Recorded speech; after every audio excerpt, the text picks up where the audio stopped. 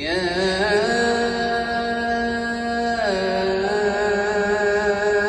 أيها المدثر قم فأنذر وربك فكبر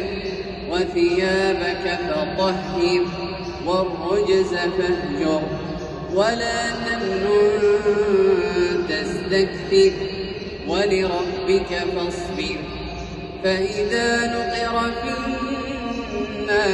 الناقور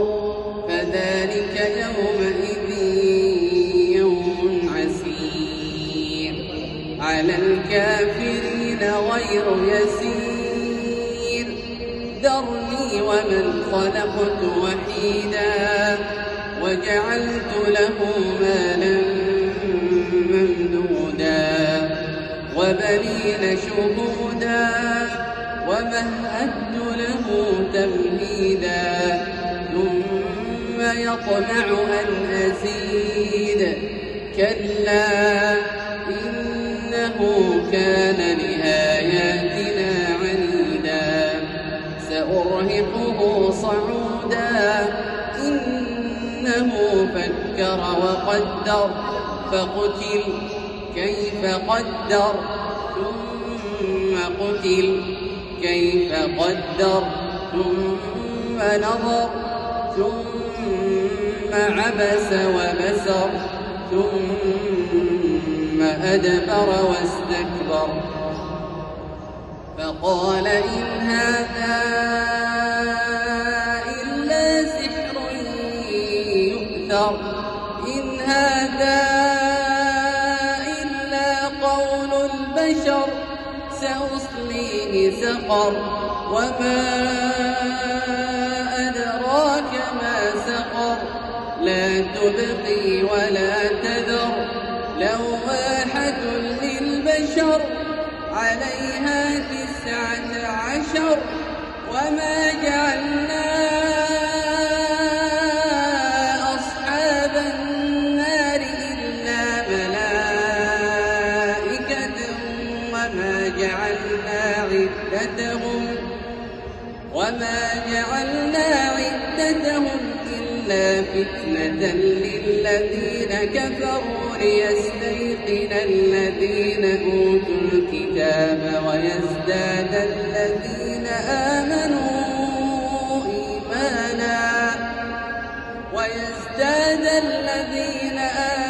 آمنوا إيمانا ولا يرتاب الذين أوتوا الكتاب والمؤمنون وليقول الذين في قلوبهم مرض والكافرون ماذا أراد الله بهذا مثلا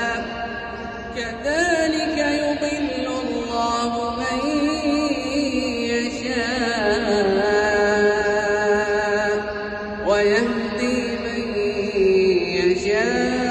يشاء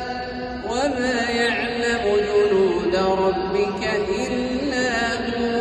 وما هي إلا ذكرى للبشر كلا والقمر والليل إذ أدبر والصبح إذا أسفر إنها لإحدى الكبر نذيرا للبشر لمن شاء منكم أن يتقدم أو يتأخر كل نفس بما كسبت رهينة إلا أصحاب اليمين في جنات يتساءلون عن المجرمين ما سلككم في سقر قالوا لم نك من المصلين ولم نك نطعم المسكين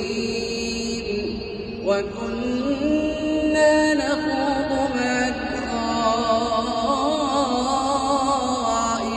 الخائضين وكنا